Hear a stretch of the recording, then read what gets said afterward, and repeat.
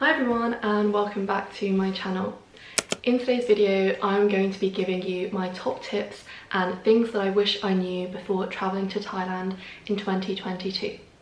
I recently went to Thailand. I was there for 2.5 months, so this is part of the series. I vlogged whilst I was there. You can have a look. I'll leave a link in the description box below, and I've also done some more informative sit-down videos for how to plan your trip to Thailand. Without further ado, let's get into the video. The first thing I wish I knew is that Thailand is not as cheap as you think it might be. I went assuming that it was going to be very cheap. Many people have gone and backpacked Thailand and it's known as a cheap budget destination. Thailand is cheap relative to other countries, especially in Europe, but it's still not as cheap as I thought it was going to be. I assumed it would be like China, where you could get a meal for the equivalent of about £1.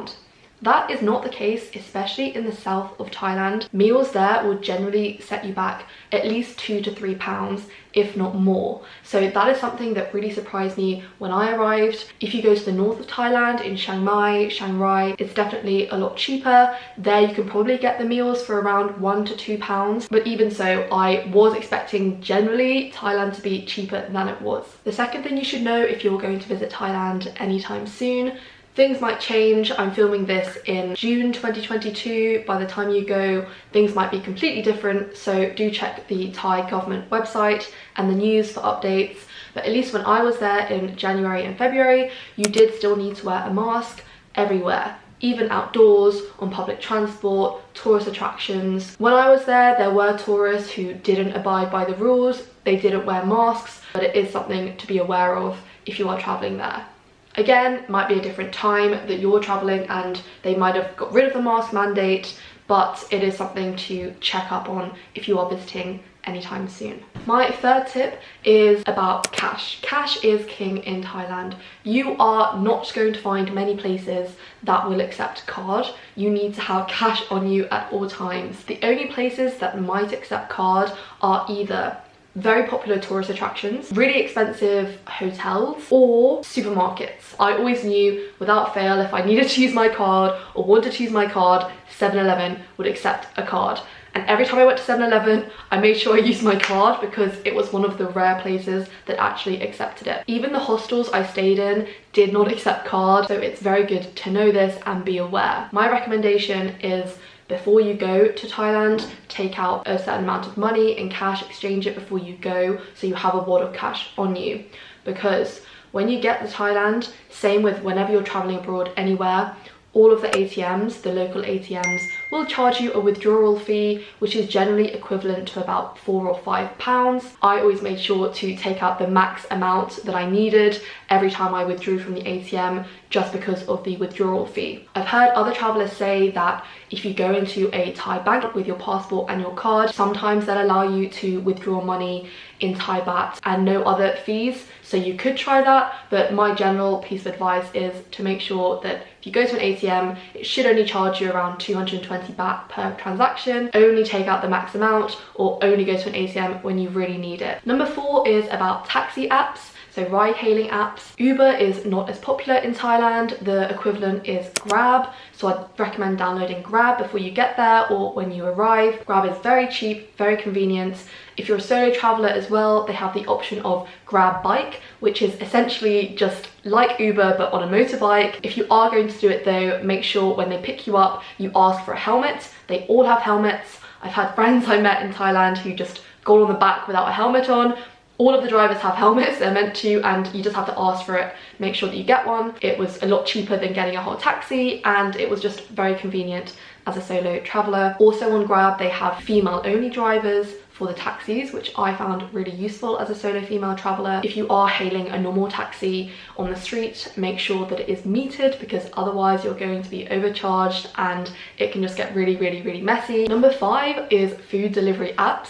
You might not ever need this if you're just intending on backpacking, but if you're there for a slightly longer time, or you're a digital nomad working in Thailand and traveling around, which is what I did, then these apps are really useful and they can actually save you money. You can order food through Grab. There's Grab Food. There's also Food Panda. Again, I use both Food Panda and Grab Food. Very, very, very convenient. And then finally, the last one is Line Man. That's if you have a Line account. It's kind of their messaging app used mainly in Thailand, but I don't have an account. I didn't want to download one and create one just for this. So I'd recommend, if you don't want to do that, then Food Panda or Grab Food. Also, a little hack is if you are running out of cash and you don't want to go to the ATM because it might be the end of your trip, or you don't want to be charged the extra £5, if you need food, just order through Grab Food or Food Panda. You can also even order to pick up. It doesn't have to deliver to you. Because on these apps you can pay by card, it kind of saves you the hassle of having to get cash to get food. So that's just a little hack that I used towards the end of my trip when I was rapidly running out of cash and didn't want to go to the ATM just to get out another £20. The next one is getting a local SIM card. I got one as soon as I arrived. You can get them in the airport. I didn't do this because I don't actually find any stand, and also I think at the airport sometimes they can overcharge you. I got a 30-day unlimited data SIM card with AIS, and that cost me 650 baht, unlimited, but then every month after that, because I was there for longer than a month, I only think I got charged 150 baht or 200 baht afterwards, and it refreshed and it gave me unlimited data again for the next 30 days. So I'd recommend going with AIS, but there are also other network providers out there. I'd recommend getting a local SIM card when you're there because it just saves the hassle of not having access to data, not being able to look things up, etc. It's just always good, especially if you're a solo traveler, especially if you're a female. Just get a local SIM card and then you're always connected. Okay, the next one is the alcohol laws. Didn't really affect me because I don't drink, but in Thailand you can't buy alcohol between the hours of 2 to 5 p.m. in supermarkets. Maybe this also applies if you're out in a restaurant. I'm not sure again because I never had to order a drink, but even when I went into 7-Eleven in the afternoons, they would literally cover up all of the alcohol sections and you couldn't buy it. Yeah, that's just something to bear in mind as well if you're going to Thailand to drink. My next tip is for any Thailand tours or activities that you want to do. A lot of people have asked me before whether or not you should book them in advance online or wait until you get there, because you'll generally find cheaper tour providers and activity providers, and you also get to see them and speak to them yourself. Generally, I think is cheaper doing it in person versus online, in my experience. But also if you're staying in hostels or whatever, the hostels usually have connections which give you a good deal, also ones they know and people have done before. But also if you're staying in a hostel, you might find there are people who are going on the same tour or want to do the tour with you, so you're not doing it alone. Another thing is the clothing. I would definitely recommend, it's kind of a given how warm Thailand is, to make sure that you have a light cotton top with long sleeves and also just light cotton trousers that you can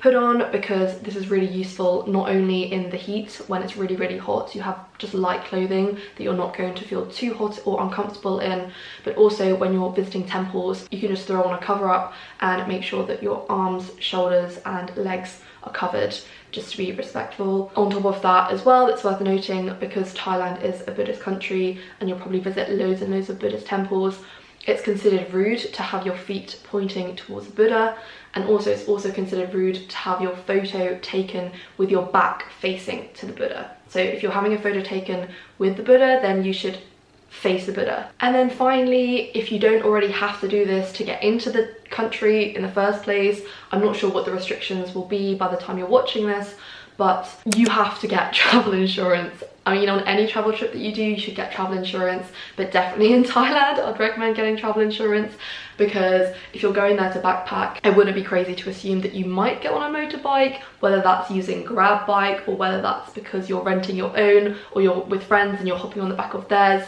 But definitely get travel insurance, because pretty much every single person that I met in Thailand, tourist, had had a motorbike accident.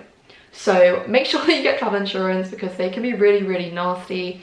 I luckily didn't have a motorbike accident, but I did end up in hospital, and I was very, very grateful that I had travel insurance.